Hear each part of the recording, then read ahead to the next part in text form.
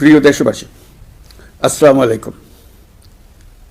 আজ আমাদের পুরো জাতি গভীর শোক ও বেদনায় নিস্তব্ধ। দেশের গণতান্ত্রিক রাজনীতির শীর্ষ নেত্রী, সাবেক প্রধানমন্ত্রী ও বিএনপি চেয়ারপারসন বেগম খালেদা জিয়া আর আমাদের মাঝে নেই। ইন্না লিল্লাহি ওয়া ইন্না ইলাইহি রাজিউন।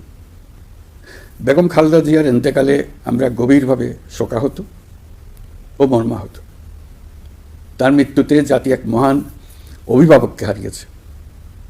এই গভীর শোকের মুহূর্তে আমি তার পরিবারের সদস্যবৃন্দ, রাজনৈতিক সহকর্মী এবং অগণিত কর্মী সমর্থকদের প্রতি সমগ্র জাতির পক্ষ থেকে আন্তরিক সমবেদনা জানাচ্ছি।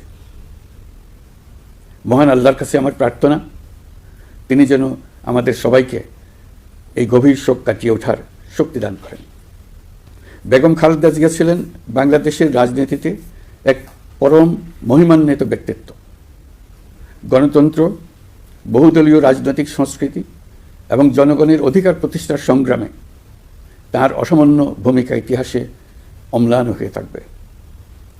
স্বৈরাচার ও ফেসিবাদের বিরুদ্ধে তার আপসহীন নেতৃত্ব বারবার জাতিকে গণতন্ত্রহীন পরিস্থিতি থেকে উত্তরণের পথ দেখিয়েছে এবং মুক্তির প্রেরণা জুগিয়েছে। দেশ ও জাতির প্রতি তাঁর সমুজ্জ্বল অবদান জাতি চিরকাল শ্রদ্ধার সাথে স্মরণ করবে। তাঁর দীর্ঘ রাজনৈতিক যাত্রা, গণমুখী নেতৃত্ব এবং প্রিয় মাতৃভূমির স্বাধীনতা ও সার্বভৌমত্বকে সমুন্নত রাখতে তাঁর অবিচল ভূমিকা অবিস্মরণীয় হয়ে থাকবে।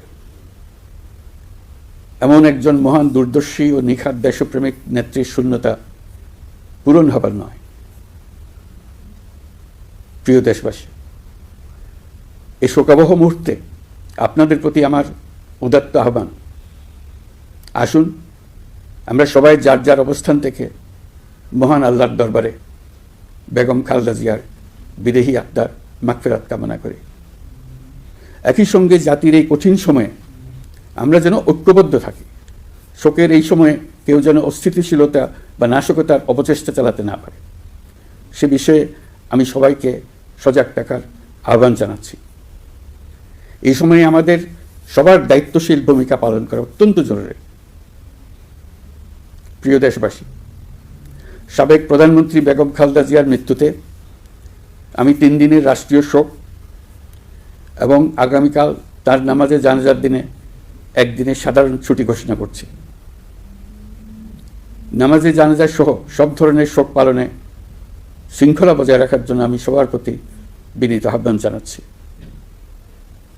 প্রিয় দেশবাসী, আমি জানি আপনারা সবাই এই সময়ে অনেক আবেগ আপ্লুত।